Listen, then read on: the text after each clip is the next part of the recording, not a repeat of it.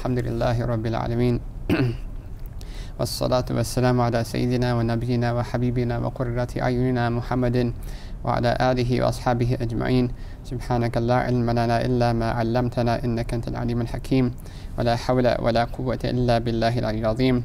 فقد نوينا تعلم تعليم وتذكر تذكير ونفع والانتفاع والإفادة والاستفادة والحث على التمسك بكتاب الله وسنة نبيه والدعاء إلى الهدى والدلالة على خير وكل ما نواه مشايخنا ابتغاء وجه الله وثوابه وقربه.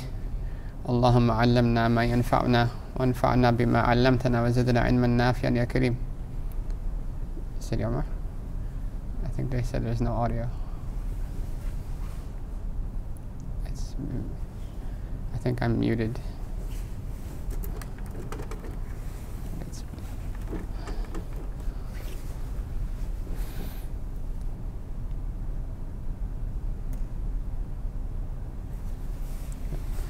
Bismillah, alhamdulillah, salatu wassalamu ala rasulillah. Alhamdulillah, in our lessons on Mukhtasar of Imam al-Quduri alayhi rahmatullahi ta'ala, we are in the chapter of prayer, and we've been discussing, after discussing the integrals of the prayer and the necessary actions of the prayer, and how the whole prayer kind of combines together, we started talking about the congregational prayers and the specific rules that apply to them. So we're going to start from where we left off, and then we'll be discussing, inshaAllah ta'ala, the disliked actions of the prayer and those actions which invalidate the prayer. Right, so back to the congregational prayers. We mentioned before that the congregational prayer is an emphasized sunnah mu'akkada, and really a person should strive their best to pray all of their prayers in congregation, right, to the extent that they can. And the congregation can be, the sunnah of congregation can be fulfilled even if it's at home.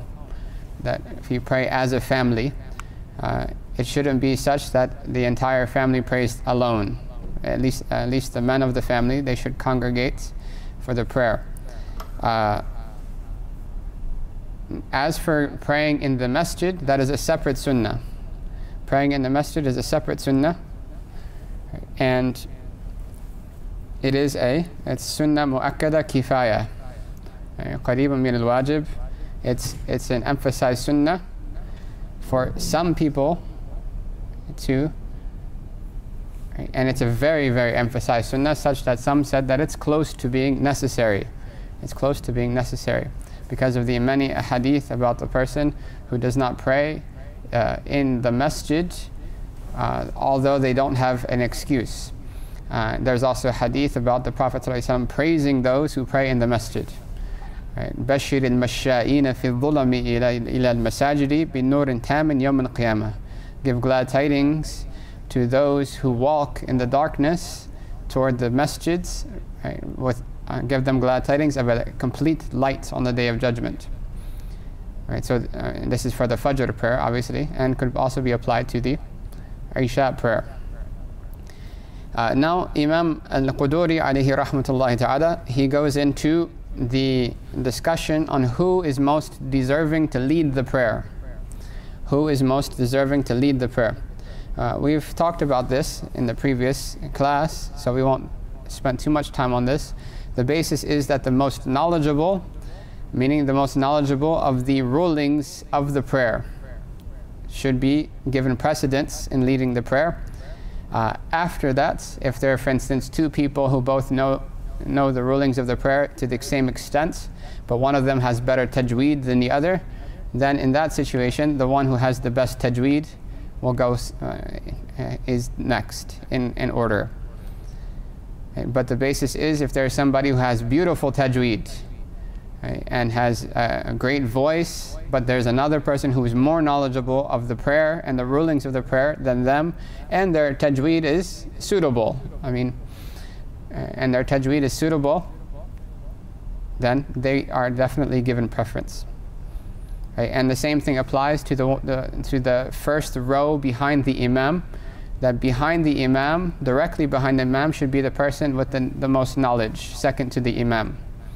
Because if a situation happens that, for instance, the imam loses their wudu, or something happens in the prayer, then the one behind them, being the second most knowledgeable in the room, will be able to, would know what to do. They would know what to do. Now, the basis of congregational prayers is that the prayer should be light. It should be khafif. It should be brief. The basis of congregational prayers is that it should be brief and not excessively long. The Prophet ﷺ, he said that man amma minkum falyukhaffif. Whoever amongst you is the imam or is leading the prayer, then let them make it brief. Right? And some of the narrations he adds the reasoning, meaning that because there are people behind you because there are people who are sick or elderly or in need behind you. So people need to go back to work, people need to do things. Now, regarding women, right, the original ruling is that it is disliked for women to pray in a woman's only congregation. For women to pray a woman's only congregation. Right, now, right, we have to understand this, right, along with its context as well, right? Because there are many different factors that we should filter through our decisions in the religion. The most important factor is the rulings of Islam, the sacred law. Right? But there also we should filter our application of those rulings through the aims and objectives of the sacred law as well. So, for instance, amongst the aims and objectives of the sacred law is to unite the Muslims. So if a sister, for instance, is at a gathering and everyone is going to pray together, and at a woman's gathering and everyone is going to pray together, right, she may want to pray with them so as to keep congruent with with the rest of them, and not to be unless it is a gathering where they are all knowledgeable of the ruling, and then that would not be an issue. Right? So the original ruling is that it would be disliked for women to pray a woman's only gathering, but there are other schools that allowed it. There are other schools that actually preferred it to her praying alone. Right? However, in the Hanafi school, the Prophet ﷺ said that the best prayer for the woman is in her home quarters, meaning not only at home, but in her specific prayer area at home. Right? So the khidr, right? The khidr with the dal, right? That's the woman's private quarters at home, right? So if in the Hanafi school, there's a difference between what's allowed and what's valid. So if the women were to pray together in a congregation, it would be valid. However, the imam amongst them, the woman who is going to lead the prayer, should not stand out front, but rather they should stand in the front saf, just a little bit ahead, just slightly ahead of the rest. Right, so slightly ahead, so that they are the imam, right, which is the leader, so that they are distinguished from the rest, but not far ahead, so as to be all the way in a different row. And the basis of these rulings is concealment as well as other wisdoms. Right. Another issue that relates to the congregational prayer is that if the imam, in a normal situation, if the imam is praying, right, and there is another person following, so it's two people praying, only two people praying, then the sunnah is that the imam stands that the follower stands on the right side of the imam. That the follower stands on the right side of the imam. Now, if there is more than one person following, so you have, for instance, 3 or more people, then the imam stands alone and the other two make a row. The other two make a row directly behind the imam. And that's mostly self-evident. One of the young children of the Sahaba, they joined the Prophet ﷺ in one of his prayers and stood on the left side. So the Prophet actually in the prayer grabbed him and pulled him to the right side. So then they stepped back Right? So then the Prophet indicated to them to come forward, but they wouldn't. So because this young Sahabi was in awe of the Prophet, and out of his respect for the Prophet, he didn't feel it was appropriate for him to stand directly next to the Prophet. But that's the sunnah. You stand next to the Imam. Right, then, and these are kind of like miscellaneous issues. So he continues, he says, rahimahullah ta'ala, that it is not valid for a man to follow a woman or a child in the prayer. It is not valid for a man to follow a woman or a child, right, in the prayer. So if the woman is leading, any prayer of the men behind them is not valid. Right? Likewise, if a child is leading, right, then it is not valid. Right? So the conditions of being the imam, amongst the conditions is that the person be a male and that they be mature, of mature age, right, along with them being sane and having the knowledge of the salah and so forth. Okay, tamam. Now we want to discuss slightly a very famous issue called the issue of muhadha. And muhadha, hadha yuhadi, means to be next to each other. It means to be parallel. And this is where you get the word hidha, which means shoes, because shoes are in essence parallel to each other. They're direct copies of the other. So there's the same linguistic meaning of muhadha is there. Okay, so muhadha is for a man to pray next to a woman. Right? For a man to pray next to a woman. Now, if a man and a woman, but there's a lot of conditions. Right? So if a man and a woman, they pray next to each other, fulfilling all of the conditions that we're going to mention now, then the prayer breaks. Then the prayer is invalid for the man and possibly for the woman. Right, so the conditions are that first and foremost, that there has to be muhadha, that they have to be parallel to each other, meaning such that the feet of the woman and the feet of the man are parallel, or the shins of the woman and the shins of the man are parallel, or both. Right? And there's no barrier between the two. There's no barrier. So if there's a pillar there, for instance, right, then that is not considered muhadha. Like for instance, some places they have the qibla is at one wall, and then you have, for instance, men's side and woman's side on the sides instead of front and back. Right. So if there's a wall there, that's considered a barrier. That is not considered muhadha. But also there being an empty space between the two is also considered a barrier. So if it's such a space between the two people that one person could fit there, one person could stand there, then that is considered a barrier, and it's not considered to be parallel to each other. Right. Tamam. So if this does occur, right, man is next to the woman, there's no barrier, there's no empty space, right? The next condition is that it has to be in the same exact prayer. They both have to be praying the same exact prayer.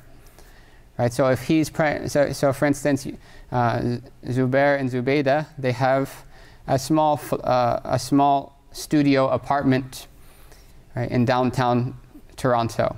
Very small apartment. Right? So the place that they pray is not very large. Right? So right, when they do the fard prayer, right, she stands slightly back, such that her feet are not next to his feet, or her shins don't land next to his shins in the prayer, any part of the prayer. Right? So that's sufficient. That's not parallel. Right? They can pray like that. But then what happens is, after they pray the fard, they want to pray their sunnahs. Right? So if he prays his sunnah, she prays her sunnahs, but they happen to be next to each other, it's not muhadha. Because they're praying their own individual prayer. They're not both incorporated in the same exact prayer. So that would, right, for them to be in the same exact prayer, they'd have to be in congregation. Either he's leading her, or they're both being behind another imam. Right. So for instance, okay, Zubair and Zubaydah, right, Zubayda's brother, he's a hafiz of the Quran. He memorized the Quran, and he's just come from overseas. So he comes to see his sister. Right, so Zubair and Zubayda, in their small studio apartment, they want the brother-in-law to lead. They want the brother-in-law to lead the prayer. So they put him ahead, right, and then they both stand next to each other behind the imam. Right? That would break the prayer, because they're both praying behind the imam in the same exact prayer, right? And they're standing together such that there's no barrier. Their feet or their shins or both are parallel to each other. Okay. Right, so those are the conditions are being parallel by the feet or the shins, that they are parallel such that there's no barrier or sufficient space separating them, right? And they are in the same exact prayer. There's one last condition. Well, technically there's two more conditions. One is that the time period of them being parallel to each other lasts for one integral, which is to say Subhanallah 3 times. So say it was an accident. Right? Say it was an accident. Right? They are praying. Right? So they're praying behind the brother-in-law. Right? So Zubair stands next to the brother-in-law, just to his right, as he's supposed to. Right? And the wife stands behind them. But during the prayer, she stumbles a little bit and ends up standing right next to Zubair. But then quickly she steps back. Right? That does not break the prayer, because it wasn't the extent of 3 Subhanallah. Subhanallah, Subhanallah, Subhanallah. Right? If it lasted that long, then she would have the prayer would break for her. The prayer would break for both of them, actually. So they have to be in the same prayer, and it has to last for that amount of time, right? 1 integral's length of time. Now this only applies to a mature woman, right? So a mature woman. So if it's a little girl, like a non-mature little girl, then it doesn't break the prayer, right? One, because technically she doesn't have to pray, so it's not obligatory for her to pray. So any prayer that she would do would technically be considered voluntary. So then they're not considered in the same prayer, because he's praying farad, she's praying nafal. Tamam. If there are any questions, anyone can just jump in. Those who are on the Zoom, you can either type your questions or just unmute your microphone. We'll give time later as well. Tamam. Now, as for women attending the congregation at the masjid, right, same exact thing that we should keep in mind is, one is the ruling, and then second is the application of that ruling being understood through the lens of the objectives of the Sharia. Right, so the basic ruling is that the Prophet ﷺ, he encouraged that the best prayer for the women is in their homes. Right? However, he also said, sallallahu alaihi wasallam, "La tamna'anna imatallahi al-masajida." Do not prevent the slaves of Allah from entering the masjids. Right? Now, in the word here for slaves, he says imat. It's the feminine slave. Right? Not ibad, it's imat. Okay. Sayyida Aisha herself, alayha ridwanullahi ta'ala, she said that had the Prophet seen our time, he would not have allowed the woman to come to the masjid for prayer. And that was because of what she saw of increased corruption and less chivalrous people and less modest people. Obviously, she lived quite a while after the Prophet ﷺ passed away, so she saw that. Right, now, if we take all of that into consideration, right, we understand that it is definitely allowed. Right, the prayer is permissible if the woman were to pray in congregation, but there is an encouragement to pray at home where that is suitable for her religious well-being. Now, if she is in a situation where her praying at home keeps her alienated from the community, leaves her with less options of seeking knowledge, or leaves her putting herself and her faith at risk of weakening because of a lack of community or a lack of connection with others or a lack of knowledge or even a lack of strengthening of the faith, which the masjid and the congregation tend to do. So if she's in that situation, then it would be better for her to pray in the masjid, in the congregation, as long as she keeps the etiquettes of the masjid are upkept, right? And there is significant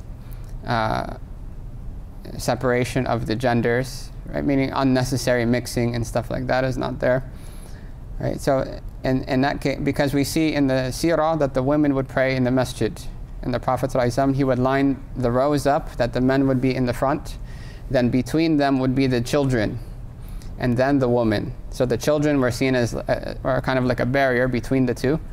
And then the Prophet told the companions not to be hasty to leave the masjid after the prayer, right? So as to give time for the women to leave first. So we see this really high standard of modesty, right? And to the extent that we can uphold those traditions, and to that extent we will benefit from their wisdoms. But right, so the ruling is one thing, and second is the objectives of the Sharia. The objectives of the Sharia is to keep her engaged in the community, to keep her to seeking sacred knowledge and increasing in her deen. So if she has to sacrifice the first to attain the latter, then she may do so. And there's obviously other schools have more relaxed rulings as well. So now he talks about certain situations where it's not valid to follow someone in the prayer. Right. We mentioned already that being the imam of the prayer has conditions. One of them being that the one leading the prayer should be the one who's most knowledgeable. Right. But there are other conditions, because the follower in essence is basing their prayer on the prayer of the imam. Right. So the imam, the leader of the prayer, is responsible for the prayers of everyone behind them. The Prophet ﷺ said, Al-imamu damin. The imam is the guarantor of the followers. Right, so he is responsible for the validity of their prayer. So because of those rulings, the imam has to be at a similar or greater state than the follower. A similar or greater state than the follower. Right, and we'll keep that as our axiom, and we'll look at the following rulings. Right, so for a person to pray, right, so a pure person to pray behind an excused person. And pure here means that a person has a full purification. They have a full wudu or a full ghusl, and they were able to fulfill all the criteria of a valid wudu and a ghusl. Praying behind someone who is considered excused, a ma'dhur. Now the excused person we talked about when we talked about irregular bleeding in the section of menstruation, that certain people, because they have a constant, they are suffering from constant, from something that is constantly breaking their wudu. Right? So like a nosebleed, or even a woman who has dysfunctional bleeding, right? That because it's continuous, they are not able to make a fully valid wudu. So in order to remove from them any undue difficulty, the Sharia, the sacred law, it becomes a bit relaxed for them, and their wudu is considered valid despite that blood coming out or whatever the excuse may be. Right? So that person cannot lead another person in the prayer because they have a lesser state, a weaker state than a person who has full wudu, has a full purity. Right? So in that case, they should let someone else lead the prayer. So if a woman does have the irregular bleeding, or a person does have, for instance, incontinence of urine, or whatever the excuse may be, they should have someone else lead the prayer. So that's the first one. And this also applies again here, right? Obviously The first one is more specific to men leading everyone, both men and women, but it also could apply to a woman leading other women. So the second one is more so for just women. Right, so a woman who has full purity cannot pray behind another woman who has irregular bleeding. A woman who has full purity cannot pray behind another woman who has irregular bleeding, right, for the same exact principle. The third one is that one who is able to recite the Quran cannot pray behind someone who cannot recite the Quran. Right, now, what we mean by recite the Quran, we mean by that they are able to read that much of Quran that would make the prayer valid. That the prayer would be valid by, so just 3 verses would be sufficient. Right? And they can read it in such a way that it's properly read to some extent, even to a basic extent. Now, if you have, for instance, you have a convert, right? Brother Dave just became Muslim. He said, no, don't call me Dave. He said, call me Dawood now. Right? So he became Muslim, but he's been studying about Islam for a while. So he understands the prayer. He's done it a few times at the masjid. So he just became Muslim. Can you have him lead the prayer even though he doesn't know any Quran? No. Right? He cannot lead the prayer if he doesn't know any Quran, because those praying behind him are in a stronger state than he is. So you can't base a stronger prayer on a weaker prayer. You can do the opposite. You can pray, right? He can pray behind them and his prayer will be valid. Right? And just to quickly point out, the ruling is that while Brother Dawood, Mr. Dave, is striving to learn some portion of the Quran, that in the meantime, if he's praying alone, he can say Subhanallah instead of reciting. Right? And this is the position of the Imam, but that does not allow him to forego learning the Quran. But in the meantime, right, he can do that. So if anyone who's convert or knows converts. The fourth is that a clothed person praying behind a nude person, obviously the same ruling applies, that the one who's wearing clothes has a stronger state than the one who's not, because the one who's not wearing clothes, their prayer is valid because of a dispensation. Whereas the one who's wearing clothes, their prayer is valid naturally. It's naturally valid. Right, and the rules of the nude person, as we took before, are not because of voluntary nudity. Right? It's only if a person who does not have enough clothes to cover their awrah. The fifth one is that a normal person, a person praying a normal prayer, praying behind somebody who's praying with gestures. Praying with gestures. Right, now, if a person is unable to make the sajda, they have back problem, they have knee problem, they have a vascular necrosis of the legs, or they have a pinched nerve in their back, they can't make the sajda. Right? So for them, what they would do is that they will pray sitting, and they will merely gesture with their head for the prostration and for their bowing. So they'll go like this for the bow, and they'll go like this for the sajda. Right? The condition is that the sajda has to be further down than the bowing, just to distinguish between the two. So they don't actually have to prostrate because it's difficult for them. Right? There's actual pain, or increases their sickness. Right? So that person cannot lead another person in the prayer. A person who's praying the full ruku' and the full sajda on the ground, right? For obvious reasons. One is praying on the basis of a dispensation, and one is praying the actual prayer as it should be. Right. Now, this does not apply to a person who is praying sitting on the ground and making a real sajda on the ground. A person who's sitting and making a sajda on the ground, they can lead the prayer of a person who's standing and making the sajda on the ground. Right. And the reason for this is that the Prophet ﷺ himself did it. That he prayed sitting on the ground, making a sajda on the ground, and the people behind him were standing. Right. The reason is that the gestures, right, are not actually a sajda and a ruku'. They are a substitute. Whereas a person who can, for instance, they can make a sajda, they can bow, but they can't stand. standing itself is hard for them. They get dizzy, they may faint, or they have some issue that they can't stand, but they can sit. Right? So in that situation, they're allowed to sit, but they have to prostrate on the ground.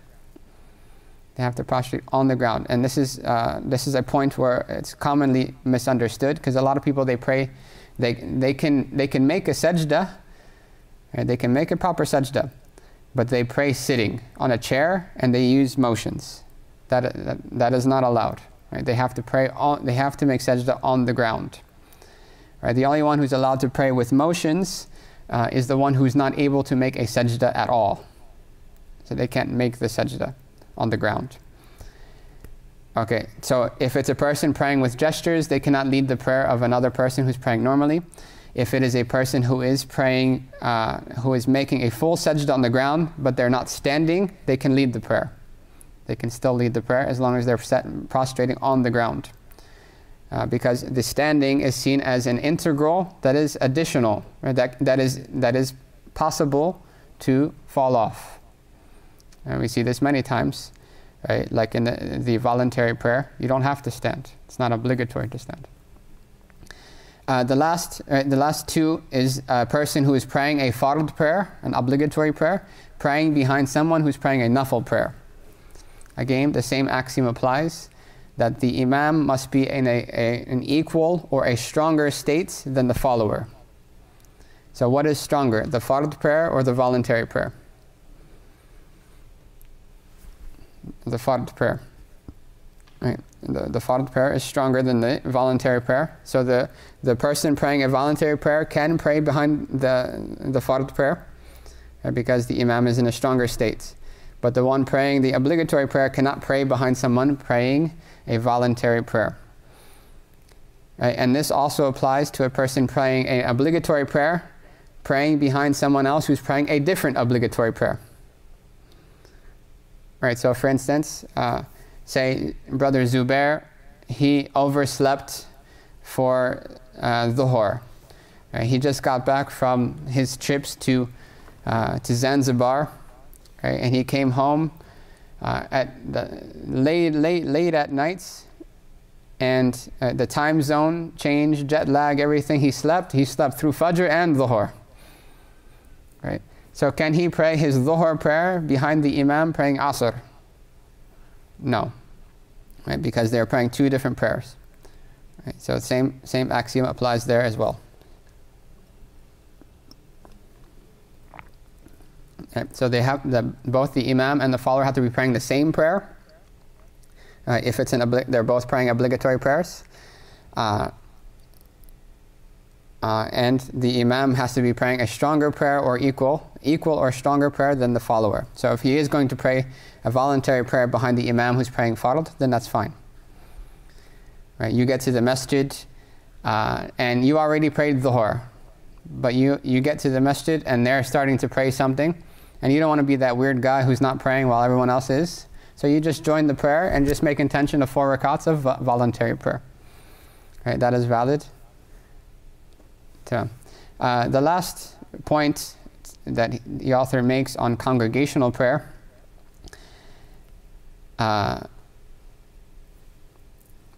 actually we've discussed it, right? So that it is valid for a person who's standing to pray behind a person who's sitting but prostrating on the ground. They are sitting but prostrating on the ground. Right? So the basis is the prostration. If you're prostrating on the ground, it's considered a full prayer.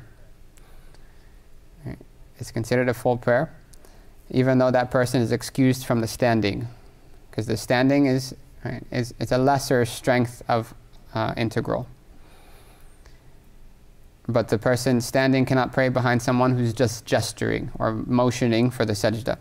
And then the person who's praying the voluntary prayer can pray behind a person who's praying a fard prayer. Just to note quickly about that if a person already prayed Asr, and then everyone else is starting to pray Asr in the congregation, and they cannot follow them in that prayer. Right? Because we're going to talk about it in the end of this class. The reason is that there's no nafil, there's no voluntary prayer after Asr. Right?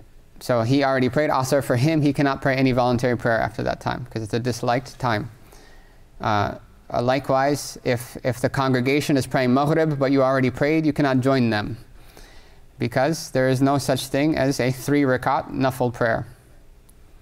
There's no such thing as a 3 rakat voluntary prayer. Prayers are only even numbers with the exception of the fard Maghrib and the wajib witr. Otherwise, it's only 2, 2, 2, 2. I believe there's a question, but I can't see it. Sayyidi Omar, can you open the chat thing? Can we pray a sunnah behind a fard? Can we pray a sunnah prayer behind the fard? Yes. Right, so when he mentions nafal, voluntary prayer, he means any prayer besides the fard and the wajib. Any prayer besides the obligatory and the necessary.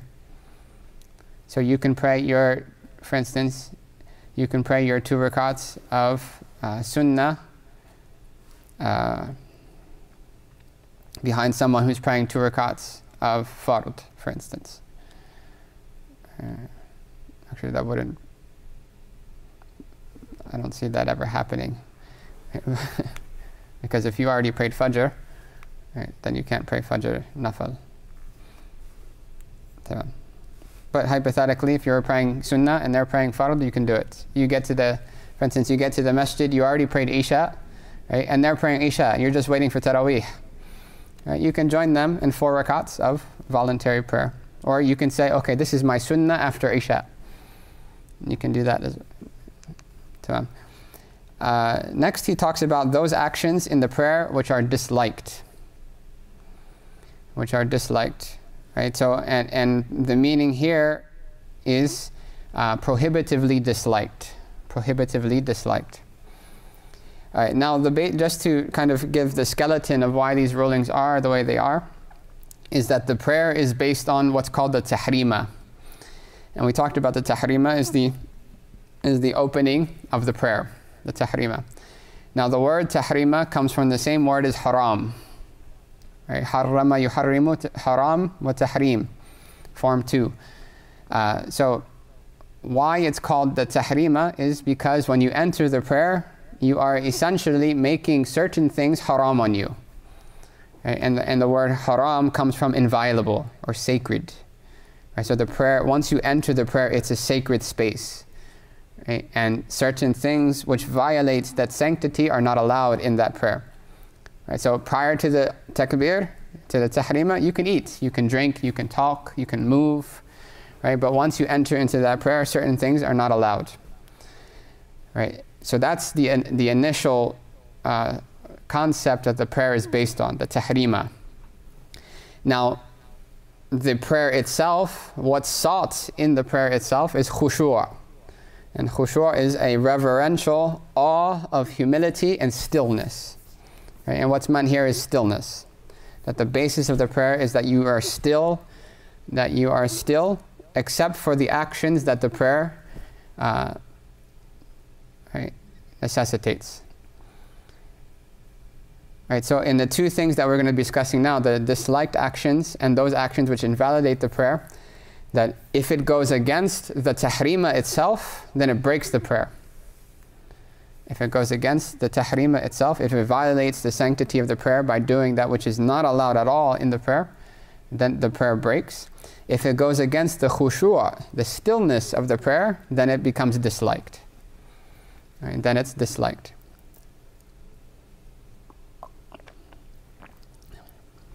Now, just to note that a prayer, that if a person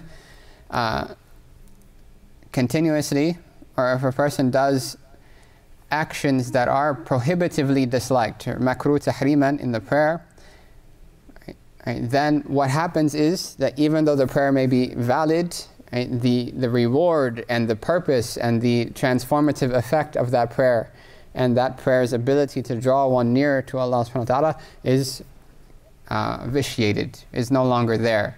So for that reason, the scholars differed about repeating that prayer, performing it again. Right? And this only refers to the prohibitively disliked that are directly related to the prayer, right? Not external not externally related, right? So the scholars, they said that if the time remains, so for instance, you prayed Dhuhr, but during Dhuhr, you did a few things that definitely shouldn't have done. Prayer is valid, but it's disliked, right? So if the time for Dhuhr is still there, it's not Asr now, then it's obligatory, it's necessary, I should say, wajib, to repeat the prayer. It's wajib to repeat the prayer. If the time went out, say now Asr came in, the lesser opinion is that it's recommended to repeat the prayer. But the relied upon a position is that it's still necessary to repeat the prayer. Right? Because the point of the prayer is completely been lost. Right? Even though its form is still there, its soul is gone. Okay, so let's talk about each one of these.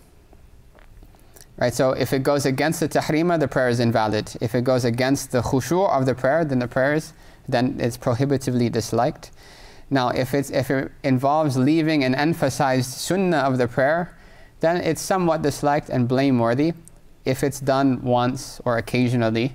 But if it becomes a habit that a person constantly, every time they pray, they leave off certain emphasized sunnahs of the prayer, then in that case, right, that would lead to a prohibitively disliked. Right, so one time, then it's somewhat disliked, it's blameworthy, but it's not sinful, and the prayer is fine. Or if there's an excuse, for instance, you're traveling, or you're busy, or right, your wife's giving birth, and you have to pray real quick before you're called into the emergency room, right? Those are excused. But without excuse, and to be habitually leave a disliked, emphasized sunnah, right, leads to being prohibitively disliked. So let's take a look at them. Disliked actions of the prayer. Right, he says the first one is the abath. Abath with the clothing or the body. Now abath is, it's a tough word to define, but essentially it means an action that is done repetitively and has no benefits whatsoever to the prayer itself. So it's a movement that is done repetitively and has nothing, it does not entail the benefit of the prayer, right? And it's done, right? So that goes against the stillness of the prayer. Right? So for instance, right, abath would be kind of like fiddling with one's clothing or fiddling with one's body. Right? So if I'm praying, Allahu Akbar, and then I go,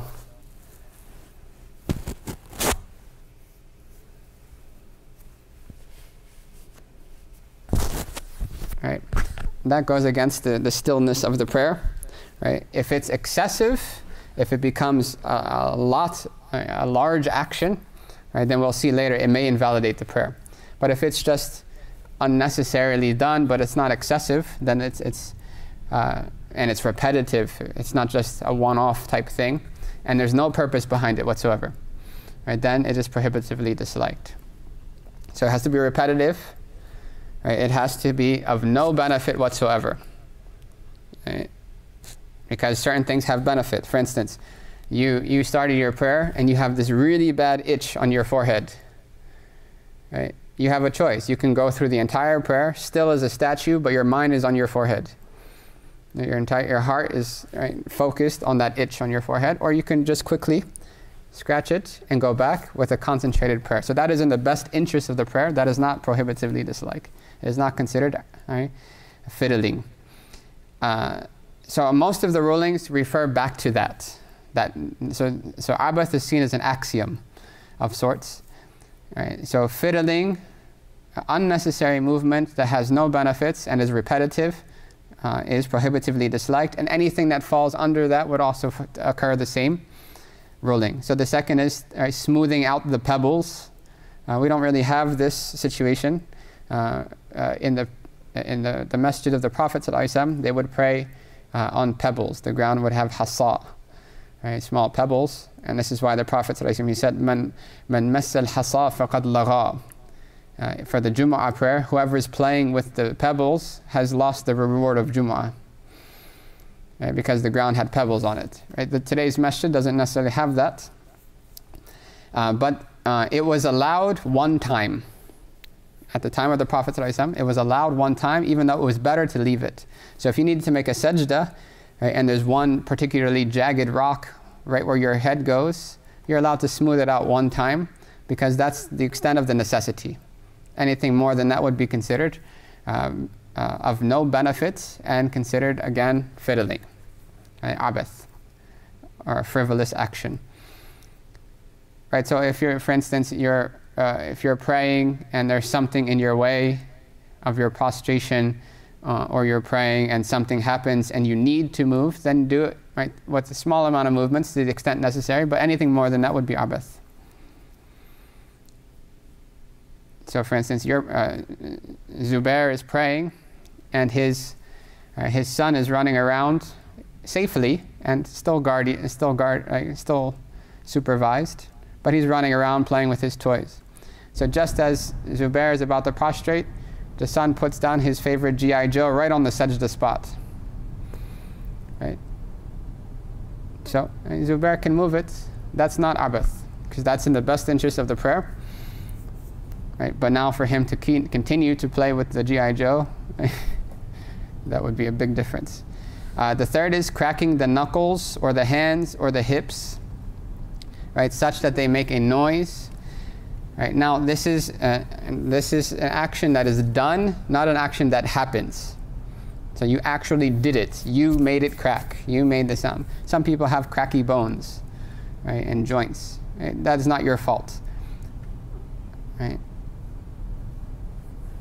Now this is one of the rare ones that is actually disliked in the prayer as well as outside of the prayer, unless there is a necessity, like person has joint pain and that cracking would relieve it. Or it's just become a second nature habit to them, so that would be a type of excuse. Not that they should continue to do it because of that, but if they did, then it would be seen as kind of involuntary. Right, and a lot of these go back to what's called tashabbuh bi qawmi Lut. That one is resembling the people of Lut alayhi salam. Right, as Allah says, وَتَأْتُونَ فِي نَادِيكُمُ الْمُنْكَرِ, that you do unacceptable things in your gatherings. That they would do unacceptable things in their gatherings. Amongst them was cracking the knuckles. Amongst them was tashbik, which would be, right, putting the hands together. Amongst them would be passing wind in public, right, in those gatherings and so forth. So all of that obviously are disliked for multiple reasons. The fourth one is called sadal. Right, sadal means to hang, to allow one's garments to hang. To allow one's garments to hang. Now, I might need to show this. So for instance,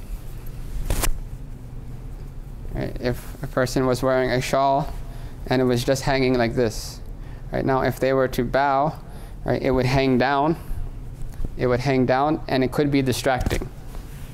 Right? It could end up distracting them. Right, now that would not apply, for instance, let me put this back, and that would only apply if they were actually hanging down. It would not apply if it was wrapped around somehow. Right, so if it was wrapped, it would not be considered hanging, right, or however many styles you want to do it. Right, if it's wrapped, then it wouldn't be considered hanging. Now this one, the scholars slightly differed on its meaning. Some said that it in and of itself is disliked, and others said it's disliked because it's distracting. And if we take that second opinion, then if it's slightly hanging and it's not really bothering the person, such that they have to keep fixing it or they have to keep track of where it is while they're praying, right? Then that would not be disliked. So there is room in the Sharia. But generally, what the scholars would do, right, is that if they're going to pray, they would take their shawl and put it on the ground, or they would wrap it around. Same thing applies to the chadr, that they would wrap it over one shoulder or not. And we even seen that, for instance, scholars of other schools, knowing that some of the followers behind them are of the Hanafi school, they will not pray with the shawl on.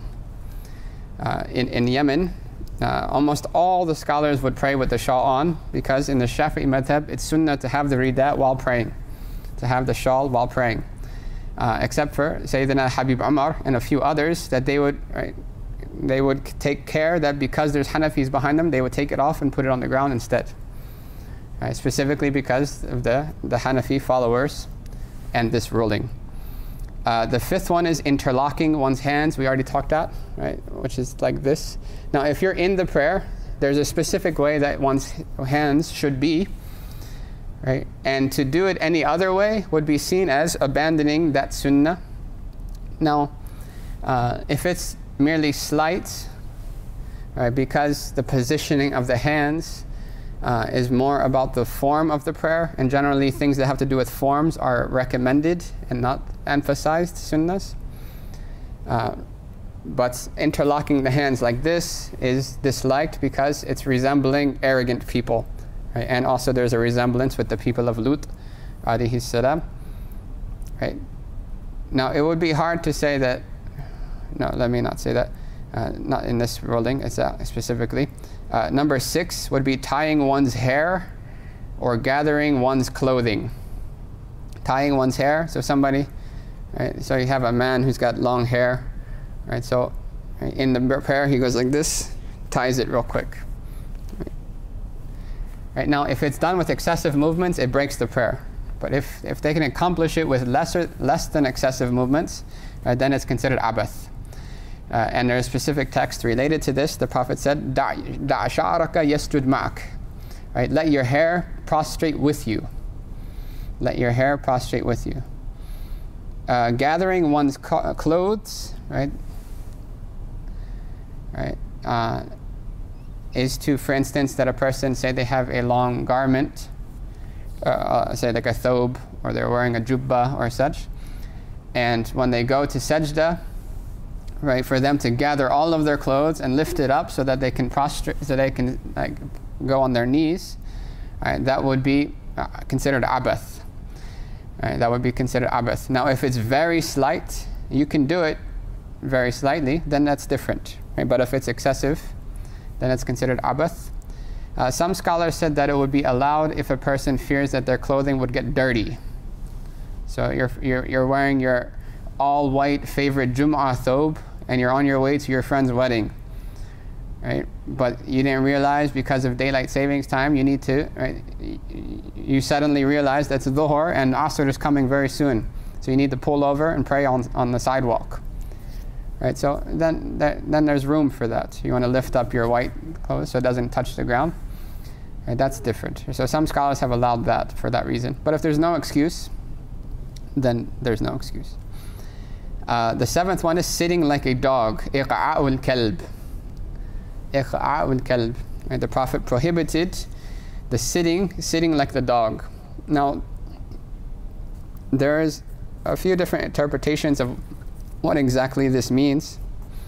But the definition is that a person sits on their backside on the ground, and their feet, their legs are standing tall, right? So that their knees are at their chest, right? And their hands are to the side. Their hands are on the ground. Now that's just strange. Right? Don't do that in the prayer. Right? Don't do that. That's the ruling. Don't do it.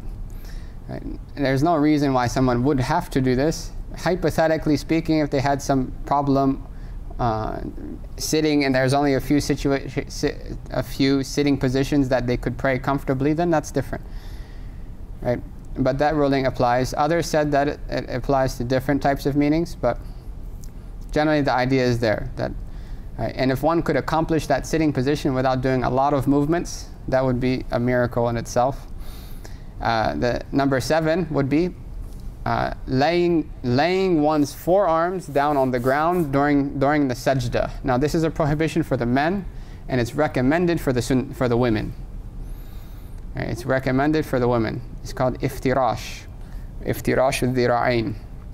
Right? For the women it's recommended because it is recommended for them to keep their elbows in and to keep it on the ground so as to be more concealing. For the men, the sunnah is to keep their elbows out so that their sides are exposed, right, and up off the ground. Right, and only one, if it's, for instance, if it's crowded or it's a tight spot, then they can bring their hands closer, but they still should try not to put their forearms on the ground. Right, but if that's the only way you can prostrate, then okay. And then the last one is to sit cross-legged, right? So tarabbu'. Tarabbu' comes from the word arba'ah, which is 4. So essentially 4 things are on the ground, right? If you sit cross-legged, unless one has an excuse. So if one can't pray, for instance, in the tashahhud position, right? If someone has to pray sitting, like for instance they can't stand, so they have to pray sitting, the best way to sit is the way that you sit in the end of the prayer normally. But if a person can't do that, for instance they have knee troubles also, so they can't sit like that for a whole prayer, then they can sit however is comfortable. So with an excuse, this is allowed. Without an excuse, it's not allowed. Right? It will be prohibitively disliked. So the main factor within all of those is that they go against the stillness of the prayer. And this is important because, and this applies to every part of the prayer. Any time when you don't have to move, then you shouldn't. Right? Only if it's excessive, then it will be disliked, prohibitively disliked. But even if it's slight, then it's recommended for someone to even abandon those. So for instance, things like praying, if you were to put your feet to the feet of the next person in such a way that in order for you to make sajda, you have to bring your feet back in, that's excessive movements that are unnecessary in the prayer. So for instance, you're praying in the masjid, right, and your feet are spread a bit further than normal, right, in order to reach the feet of the next person. But you can't prostrate like that. Right? Nobody would do that, right? So you have to go 1, 2, and then prostrate. That's excessive movements. That's against khushu'. Right? قَدْ أَفْلَحَ الْمُؤْمِنُونَ الَّذِينَ هُمْ فِي صَلَاتِهِمْ خَاشِعُونَ. Indeed, the believers are successful, those who are still in their prayer. Those who have khushu' in their prayer. وَقُومُوا لِلَّهِ قَانِتِينَ. And stand before Allah in devotion. Right? And devotion necessitates that stillness. Right? So any chance that you have, right, to keep your prayer limited, and that's part of the reason why it's the standing position in the prayer is to keep your feet at a normal place. At a normal place. That if you were to make sajda, you don't need to move. Right? Abdullah bin Mas'ud, he would pray and he would keep a handspan distance between his feet. So he would pray quite close, actually. And that has the same meaning. Okay, tamam. Now, we mentioned that if the action goes against the actual tahrima of the prayer, right, that sanctity that starts the prayer, right? So that's why the opening takbir is called takbirat al-tahrima.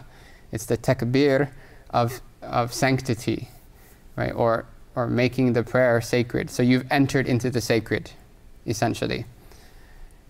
Right? So once you've entered into that, there are certain things that are haram, which comes from the same root word, right? That are certain things that are haram now that you're in that prayer. So eating, drinking, and the like are completely against the prayer. They're not just slightly against, such as like fiddling around, but you're definitely still praying. If you're eating your chapli kebab in the middle of the prayer, you're obviously not praying, right? That's different, right? So if these actions happen, then the prayer breaks. The prayer breaks. So the first, I kind of summed it up into one, which is breaking any of the conditions of the prayer. So we took some of the conditions of the prayer, for instance, keeping your clothing, right? Covering the nakedness in the prayer. Covering the nakedness of the prayer is a condition for the prayer's validity. Right? So if someone were to pray and then exposed any part that is obligatory to cover in the prayer, intentionally, it breaks the prayer. If it's unintentional, and they can cover it within the time that it takes to say, subhanallah 3 times, then that's excused. But if they leave it uncovered, or they pray the prayer with that uncovered, then it does not count. If it's intentional, right? Or they are 1/4 of the that limb was exposed. We took these rulings before. So that's one of the conditions. The second, obviously, is purification. So if somebody breaks their wudu in the prayer, right? That would break the prayer. However, we will see later that there is a way that if you're praying in congregation and you break your wudu, you can actually go and make wudu and come back and join the prayer from where you left off. We'll talk about that in a minute. That's only if it's accidental, though. If you intentionally broke your wudu during the prayer, then the prayer breaks and you have to start over. Another condition would be to turn away from the qibla. Facing the qibla is a condition. Now that turning away, if it's with the head and it's no excuse, then it's prohibitively disliked, right? Because that's abath. But facing the qibla, right, is with the chest. That the chest is directed to the qibla. It's not predicated on the head itself, on the face. Right? So, like for instance, if I was talking to somebody like this, would they say that I'm facing them or that I'm standing next to them? I guess it's matter of opinion. Right? But facing the qibla is on the basis of the chest. If the chest moves away from the qibla more than 45 degrees, the prayer is broken. Right? The prayer is broken. Right? There are specific rulings, like for instance, somebody's knocked over during the prayer, and then they have to get back in a certain amount of time. But if they intentionally turn their chest in the prayer, then it would be broken. Eating or drinking. Eating and drinking. Sorry, I skipped one. Speaking in the prayer. Speaking in the prayer. Right, now, conversing in the prayer definitely breaks the prayer. So you're speaking to another person in the room. Right? But also, there are certain things that are kind of added to that ruling because they have a resemblance with conversation, with human conversation.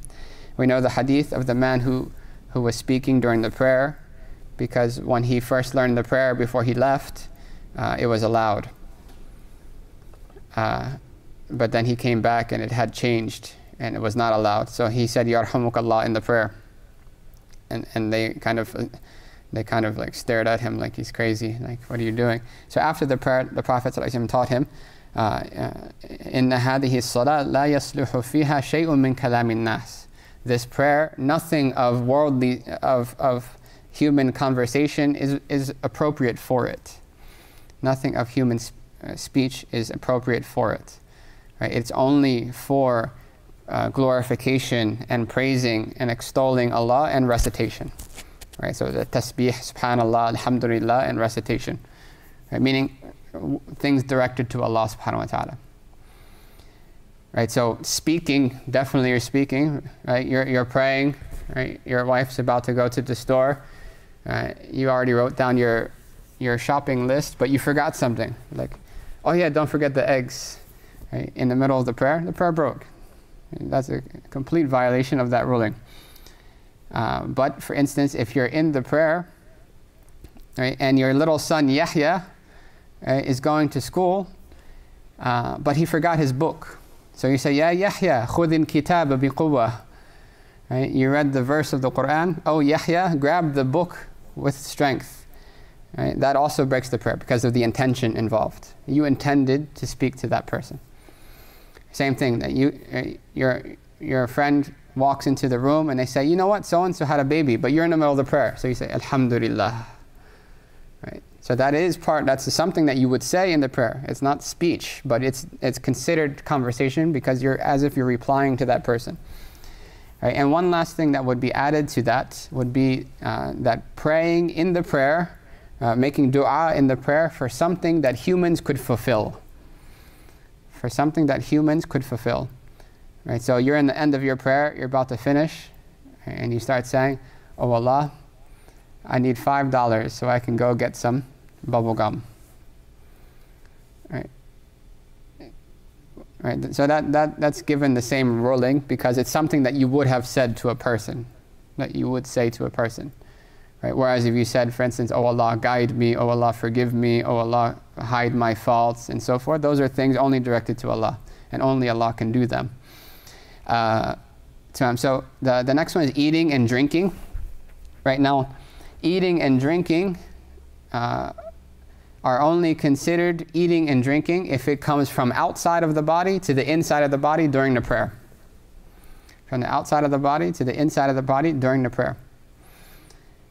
Right? So for instance, you're praying, right, and you recreated Niagara Falls in your wudu, so your head is just dripping down one after another, right? And mid-prayer, you stick your tongue out and you catch one of those drops and you bring it in and swallow it. Right? That came from outside and went inside. You drank during the prayer. Right? However, you're praying and you still have some wetness from the wudu that you made in your mouth and you swallowed it. That is not, right? That is not considered drinking because it was already in your mouth when you started the prayer. Right? Your mouth was already, that water was already in your mouth when you started the prayer. Same thing applies. For instance, you just ate your suhoor and you're about to pray fajr. Right? But you have some food stuck in your teeth, and during the prayer you dislodged it somehow. Right? Whether you should or not, that's different. You dislodged it and you swallowed it. So it was already in your mouth when you started the prayer. So that's considered inside. If you swallow it and it's small, then it does not break the prayer. Right? Because small things are difficult to resist swallowing, you can say. But if it's the size of a chickpea or bigger, then it breaks the prayer because you definitely could have not swallowed that. Right? It would take effort for you to swallow that. Right? And that's against the prayer. Right? Right? Obviously, one should take care of these things before the prayer. If you have food in your teeth, right, or you have gum in your mouth, or whatever it is, don't start the prayer yet. Right? Go, and there are narrations that the angels dislike that there is food in someone's teeth while they're praying. That the angels of mercy will leave that person during that prayer. The fourth, which invalidates the prayer, which is amal kathir, excessive movements. Right, so you can essentially break it down like this. You have excessive movements, right? And you have movements that are not considered excessive. Excessive movements break the prayer. We'll define that in a moment. Right? The non-excessive movements, either there's a reason for it, right? Or it was really small, right? In that case, it would not be disliked. It would not be prohibitively disliked.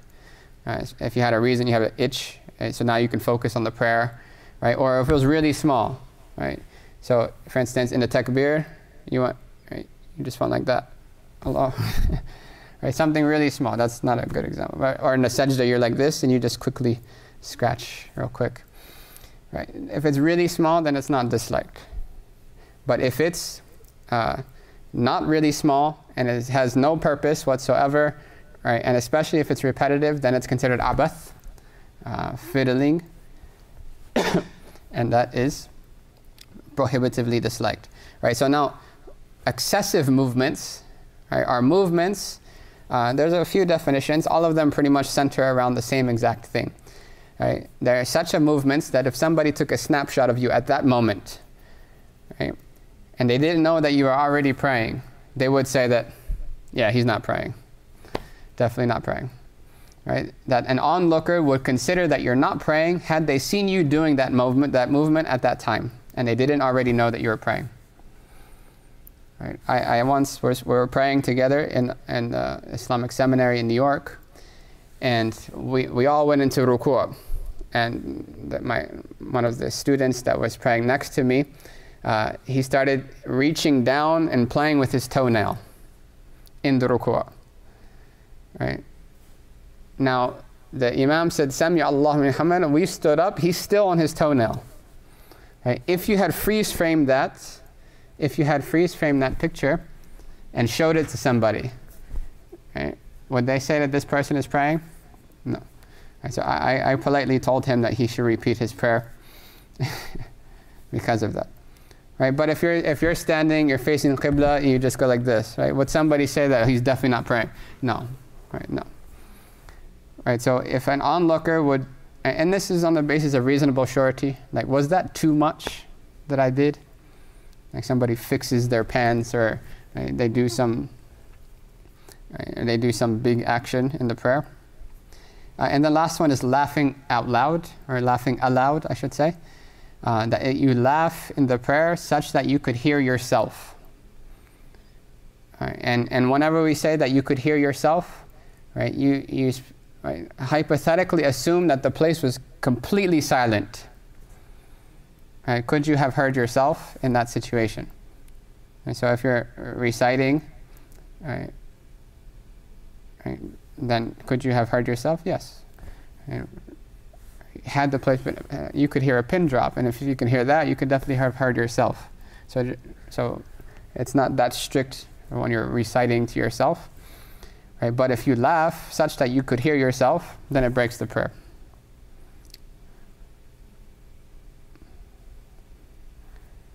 Right. Now that applies to actual sound. It doesn't apply to a smile, right, or anything like that.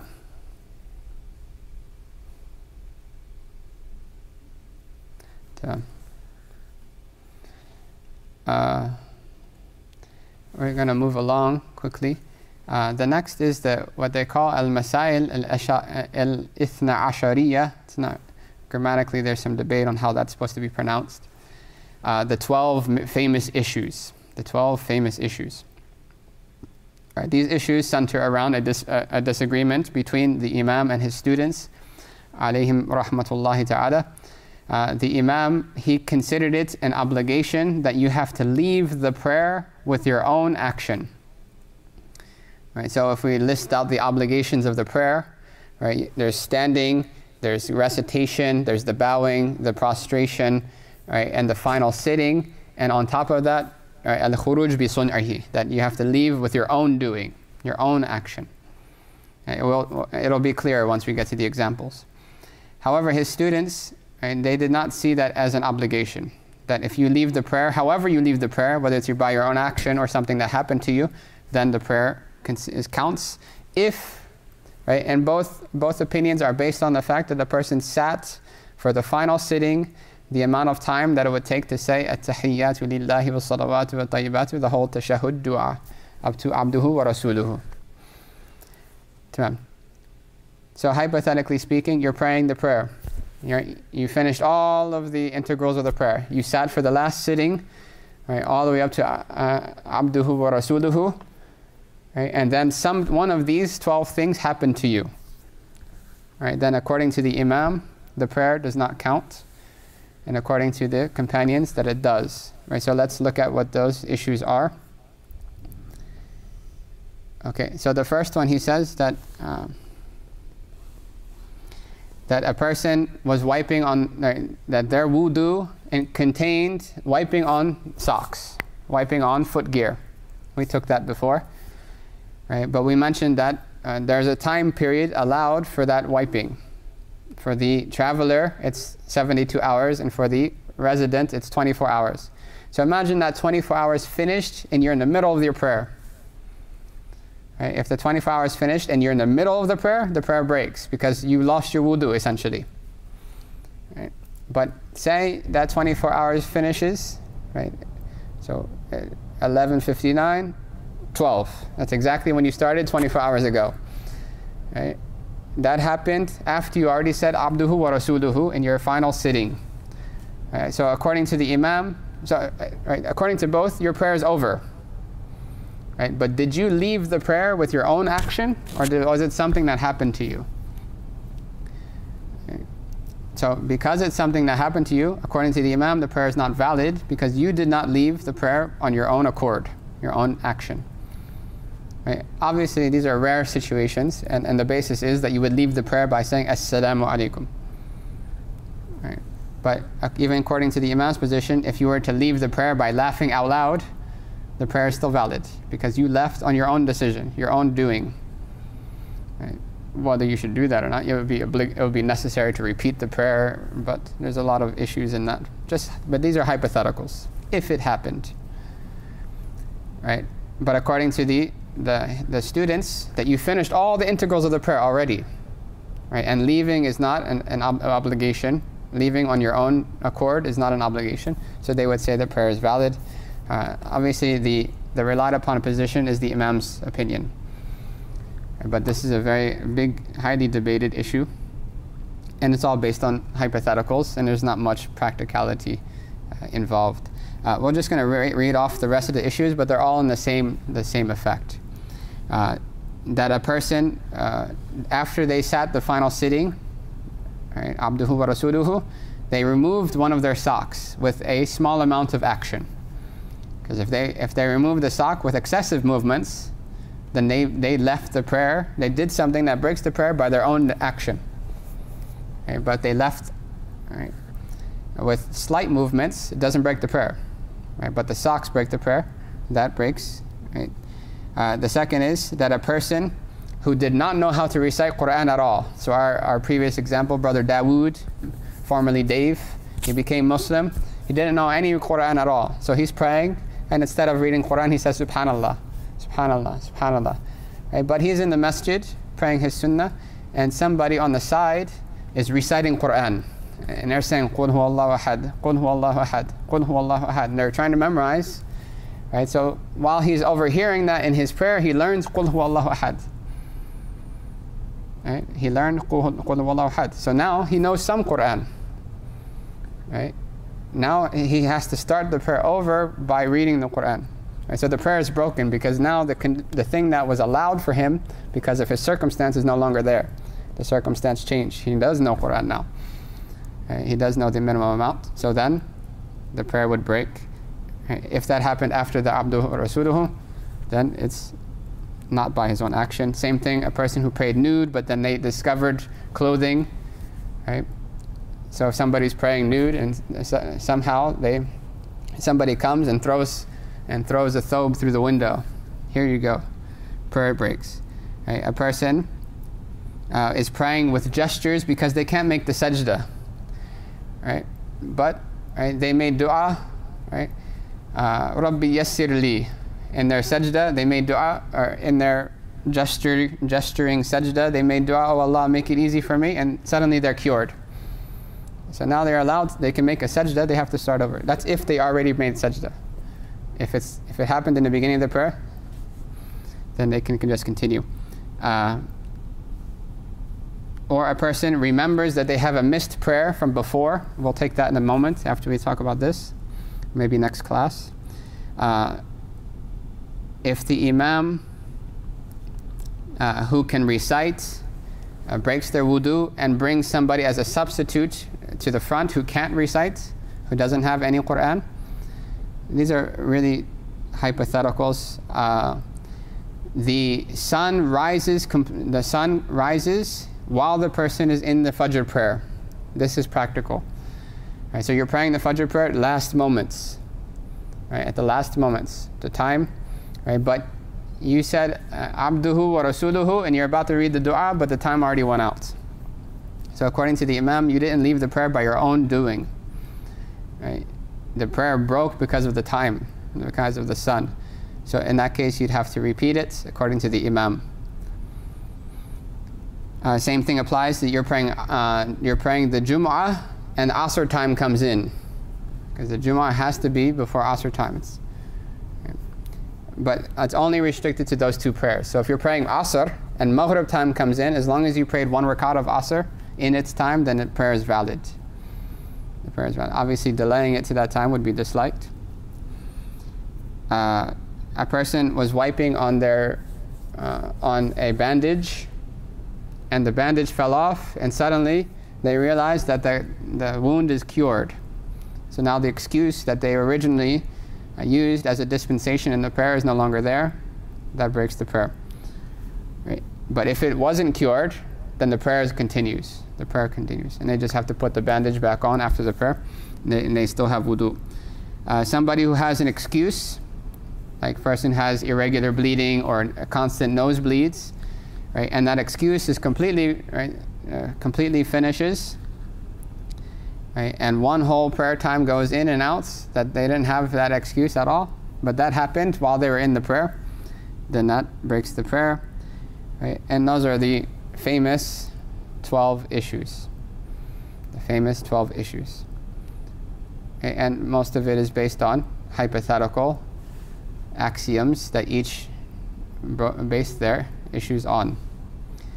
We are out of time, so we're going to stop there. The next issue is related to missed prayers. Right? It is obligatory to pray the 5 daily prayers, and the witr is necessary, but it is also obligatory to pray them in order. It is obligatory, just as it is obligatory to pray Fajr and Dhuhr and Asr and Maghrib, it is obligatory to pray them in that order. Fajr, then Dhuhr, then Asr, then Maghrib. If a person misses a prayer, then they have to make that prayer up before they pray the next prayer.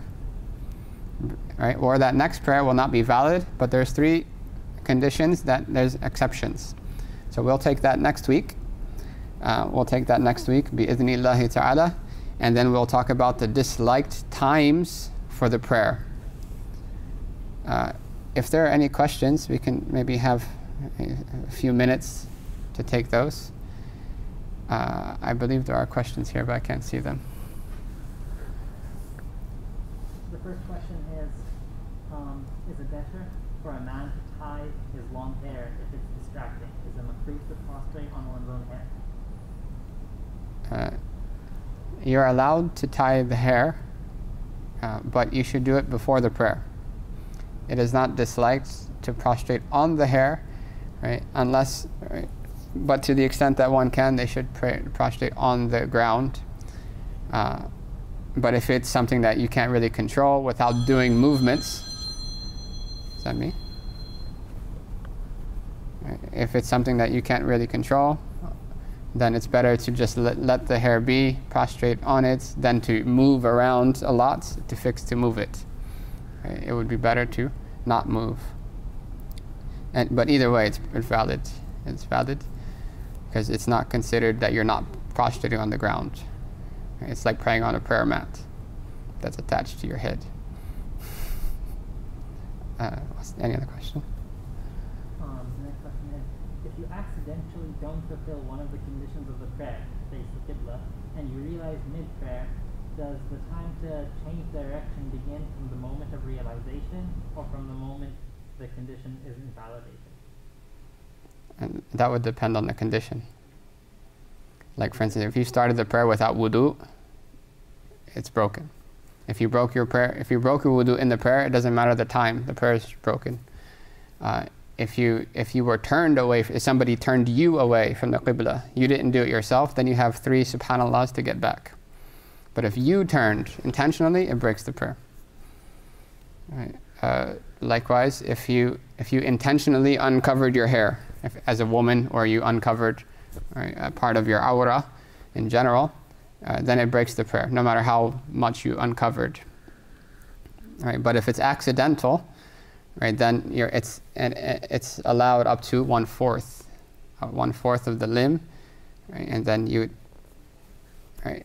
Sorry, if it's less than 1/4 of the limb, then the prayer is valid, even if you don't move it back.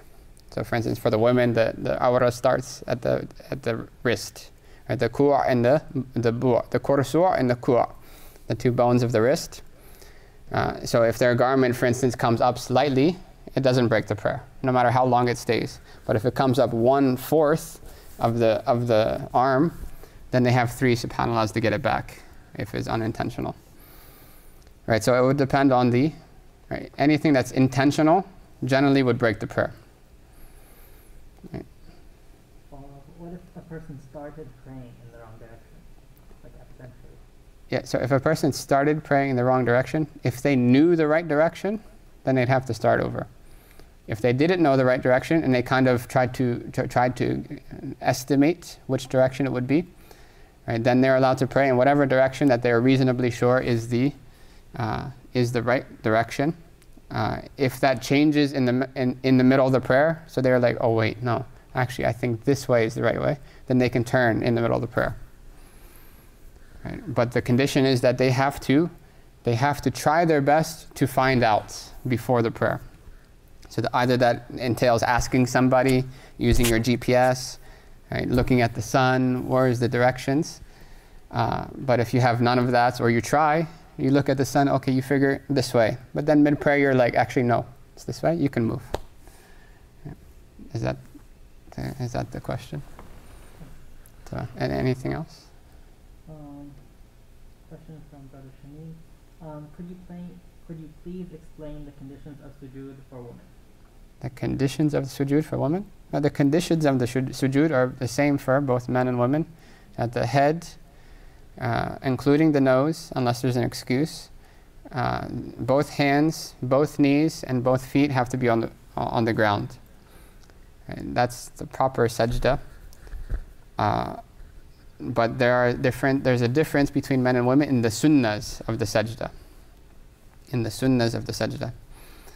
Right, so for the women, the sunnah in the sajda is to keep everything concealed and close. So they keep their forearms on the ground, they'll keep their elbows in, they will keep their stomach to their thighs, right? So don't stretch out like the men would do, right? And they would, that pretty much covers that. Question from Nafis. If someone moves both hands, would that break the salah? If someone moves both hands? Would that break the salah? Yeah, so using both hands is one of the definitions of amal kathir, excessive movements. But again, they go back to the same criteria. That if somebody saw you doing that at that moment, would they think that you're in the prayer or not? Right? So some scholars, they said that that excessive movements means moving both hands. So you have your both hands tied like this, or down here, but I have to lift it for the camera. Right? If you have both hands tied like this, and you did something with both hands, for instance. Right? So essentially they're the same definition. So one scholar is saying using both hands, if somebody were to look at you using both hands, they would say that you're not praying. And others said that if anyone looks at you and thinks you're not praying, then that breaks the prayer. So they essentially go back to the same thing. Right? But if you, for instance, you have your hands like this and you just go like that, right? Nobody would say that you're not praying. Or you just quickly go like this. Right? No. So it's not really about how many hands or any specific type of movement, but that criteria. If you're reasonably sure that if somebody saw you doing that at that moment, they would say that you're definitely not praying, right? Then you can consider that the prayer is broken. And you have to prove that. So the basis is that you're in the prayer and your prayer is valid, right? So don't, like waswasa, what if somebody thought that that doesn't count. You have to be able to prove that they definitely would know that I'm not praying if I did this, right? And if it's that strong, then you consider that it's broken. If not, ignore it.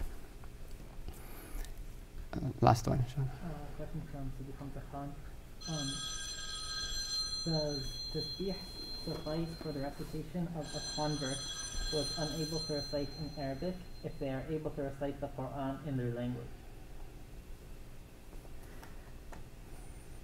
That's a question for a higher level class.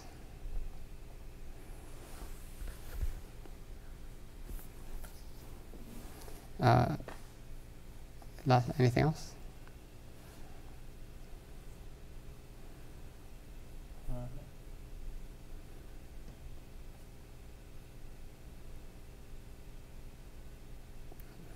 Okay, so next week, inshallah, we'll talk about missed prayers and the disliked times of the prayers.